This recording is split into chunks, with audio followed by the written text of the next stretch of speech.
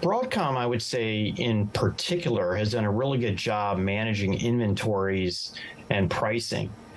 You might remember the last 3 quarters, comparatively, the company had revenue increases when most every other networking company had declines. And this was a combination of good inventory management and long-term agreement management as well. And historically, the company's done a really good job not getting into areas where they have pricing power, not where they have to go head to head and compete directly with 3, 4, or 5. That's really a hallmark.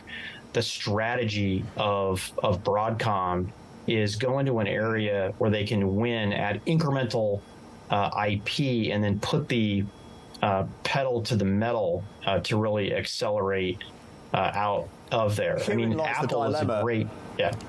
Herein lies the dilemma, though, Patrick, and we were talking about this with regard to Salesforce. So management seemed to be under a lot of pressure from shareholders to continue with cost discipline, which runs counter to investing and spending on innovation and acquisitions to get ahead in the AI race. How do they thread that needle?